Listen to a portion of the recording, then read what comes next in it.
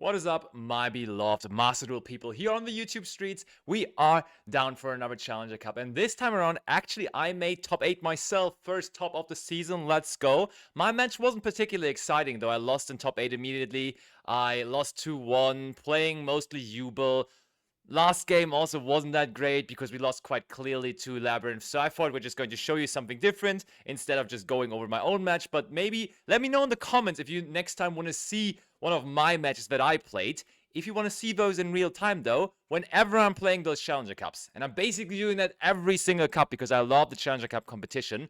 I'm live streaming that on my Twitch. Link to my Twitch is below in the description box, so check out my Twitch channel with daily live streams over there. But for the moment, we are here on YouTube. Leave a like to this video, subscribe to the channel. Top 8 of this 128 player Challenger Cup hosted by our friend Emre starts now. As I said, we're not going to go over our own match, but instead we're going to follow one of the matches from our fellow content creators, Amidamaru. And Amidamaru is playing against Boss, who decided to go first there. Boss has selected going second, and that's very, very interesting to see, because Boss, as you can clearly see, is not a Tenpai player. He instead is playing a Snake Eye variant with Kashtira cards, but I like the approach. When everyone in the format, and there is so much Tenpai running around, tries to go second, why not just play a different deck that is really decent at going second too, and therefore counter those Tenpai decks very hard by making them start? Don't hate the idea. And on the other hand, Amidamaru, we have playing the good, old, and reliable Telements. Let's go in. Telements, this hand is pretty awkward though. I said good, old, reliable, but there is no play in this hand, which is really, really annoying. So we just set the drop and pass. We draw another Unicorn. Unicorn summon. Immediately they're meeting it with the droplet. Okay. Bonfire, searches the Ash, normal Ash, Ash effect, grabs Poplar effect, that will be where Maxi is chained, but there also is Ash Blossom and Joy Spring. Not a nice experience at all here for Amidamaru in this first game. Looks like Boss is going to take this quickly and swiftly, as that is what this deck is usually doing. Bring out Oak, Oak brings back the Ash, now we put the Snake Eye Diabellstar down there, and that's the battle phase with a lot of attack points boosted by the Snake Eye Temple, attacking with Linko Rebo for a game, meaning 1-0 for the boss, which is also a regular Challenger Cup grinder, of course. Hopping into the second game, can Amidamaru turn it around? At least we are turning it around by swapping sides here, and we are also swapping some decks as we summon Amidamaru going first, going with Gimmick Puppet, but with very little Gimmick Puppet cards in the hand instead of a lot of Horus cards with double Imseti and the, I don't even try to pronounce this one, Kebis Nuev, Protection of Horus. And then we do have the same deck for boss still. There's Bestias in there as well. Interesting deck. I'm really curious about that. But let's see. We do go Imseti effect, discard the Quebec, and there is an Ash Blossom immediately shutting it down. We're passing turn again. Ay. This might be a rundown. Unicorn effect, grabs Birth. Here comes Magnamut on. Oh, we have to Ghost Spell the Magnamut in hand. That's never a great trade. Look into the extra deck. We see that it is Gimmick Puppet now as well. Druid's Worm gets to banish it. We send Unicorn, bring out Ash, and we still have the Birth in hand, so the Unicorn can come back at any time.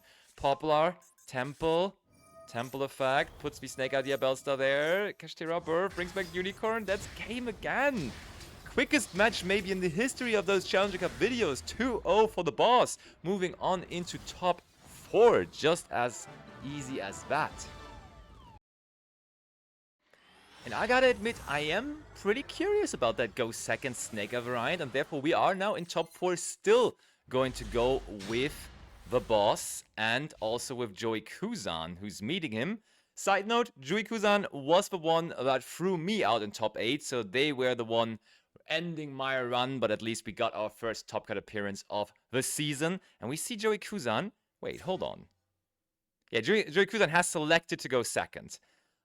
So that's where... Oh, Boss is running... This is a different deck, right? I'm pretty sure this is a different deck. Boss now on the Snake Eye Fire King deck, but that's a pretty good hand for Joey Kuzan. Let's see how this develops. Tenpai Gaming for the first time today. Diabellstar sends the Witch. Here comes Fuvalos Vogue. Called by for the Fuvalos at least. That's a good start for the boss.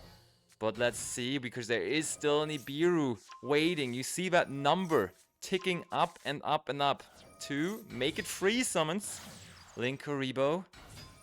Popla puts itself back. We have the Nibiru now live, but we do not want to nip on this, of course. Viking Sanctuary. Island. Island destroys Olkanix. We search Garunix. Olkanix and Garunix both activating. Maybe we do nip here. Avata effect brings back Olkanix. We can nip here, right? Yeah, we got it. Like, the value is so big here.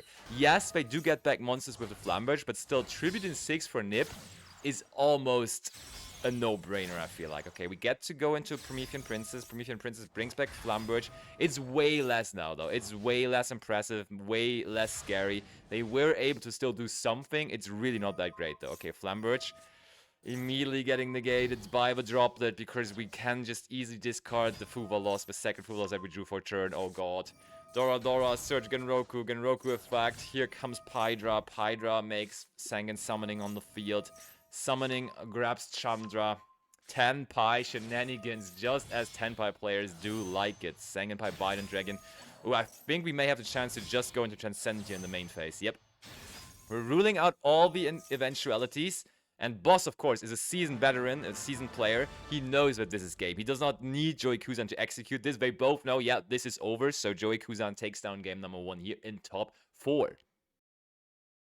Can the person that defeated me now also defeat the boss and just move on into the finals? We shall see. We do see for sure that boss just wants to go first again, right? Yep, they just go first again, and they do play Fire King Snake Eye again, but this time with an anti-spell Fragrance in their main deck, which is probably going to help at least against the Sengen summoning here in the hand of Joey. But let's see how this one goes. Double Droll and Lockbird for Joey is crazy.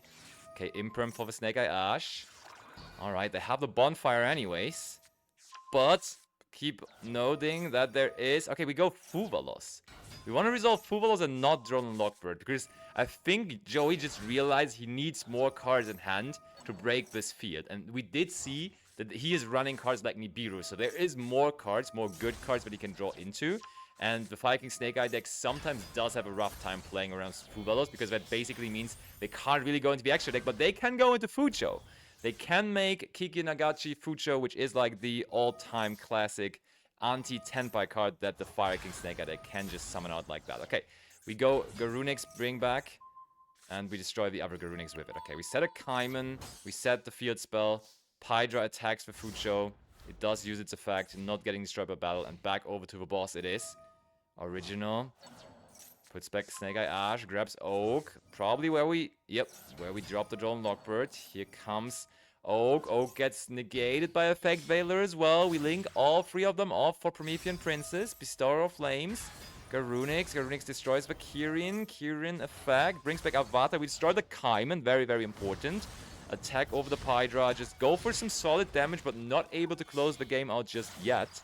Umblo Whale in main phase 2. Setting the Imperm and the 1-for-1. And then end phase Van Magnamut.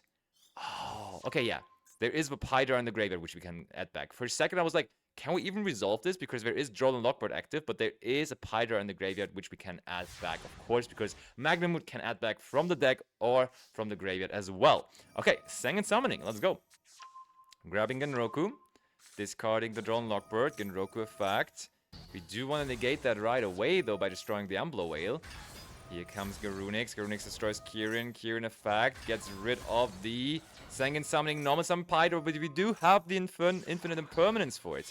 Very well played by boss, but okay. Joey Kuzan still sees a chance, goes into Hita, but we do go into Garunix Eternity, destroy the Hita. They can use the effect of Hita, but we are also going to get the effect of Avata. Ponix coming back, Chandra, but they did normal summon. There's no way for them to come back. So boss stays in this game with his Fire King Snake Eye deck, making the score even 1-1 in this top 4 encounter. Third and final game, no more losing for one of them. Joey Kuzan decides to go first, and he has a really, really good deck at going first. He does have the Gimmick Puppet strategy with a red reboot in the deck, so maybe not necessarily completely prepared to go first with this deck, but he just figured he went second with Tenpai twice in this matchup against Boss, so maybe Boss just counterpicks Tenpai, and therefore Joey Kuzan wanted to be ahead of the curve and just bring something else, bring a good going first deck, which in that case is the Gimmick Puppet strategy. Okay, Foolish Burial sends the Bisque Doll. Bisque Doll, quick update on what the Gimmick Puppet cards do. Your opponent cannot target gimmick puppet monsters you control with card effects this turn anymore. So that effect Veiler sitting in hand there for the boss. Pretty measly of a card to have. Little soldiers, Sense, the Rogue Doll effect in hand. We reveal one to bring out the Rogue Doll and also the Kettle Scream? Kettle Scream it is, okay. We go for Fantastic Machinax, or Fanatic Machinax, rank up, search Service Puppet Play. Do we even need that, or do we get to execute the full combo for enough damage here on the first turn? I think this is good enough for full combo, but we will have to see. We shall see, okay. Especially with the Amseti in hand, it feels like it must be. Okay, so we give the Kettle Scream over to our opponent. There comes Dark Strings. Dark Strings is going to activate, and also the Graveyard effect of Machinax is going to activate, bringing itself back, get the thing back. We destroy our own and deal the first 3,100 points of damage. Go on to the Link 2, Puppet Chimera, not on summon, so we can wait a little longer. Picking up Called by the Grave now as well. Oh boy, oh boy, oh boy. We have an additional normal summon due to the other effect of Machinax. That's another 2,000 points of damage. Activating Little Soldier and Grave, making this a level 8. Having 2 level 8 monsters now again, bringing this out, activating to put some more counters all around, ranking up again, Dark Strings is going to use the effect, and it's going to do it for a game. Joyakuza just mixing it up left and right, really not being predictable at all, and therefore making his way into the finals. Let's go. And this is, of course, where I would now show you the finals. There was a funny story, though. The other finalist, Happy Axel, he actually was playing the entire day from his phone in the pub. And just before the finals, his girlfriend got so mad for him playing Yu-Gi-Oh! The entire time in a pub while they were out with friends. So while his relationship was on the line, he decided to not play the finals anymore, as he was only playing for fun anyway. So Joey Kuzan, who also defeated me in top 8, actually being the one winning the entire tournament, with a funny, not happening final though. I hope you guys enjoyed still, even though we could only witness now top 8 and top 4. We're going to probably have more videos of this on the channel, going for a daily upload with all of those, or at least every day that there is a Challenger Cup, I want to provide you with the data and info on that. If you appreciate that, please make sure to leave a like to this video, subscribe to the channel, and let me know in the comments what the weirdest place was where you have played Master Duel before, because I have to say, in a pub, definitely haven't heard that one yet. But yeah, until the next one of those, see you soon. Bye-bye.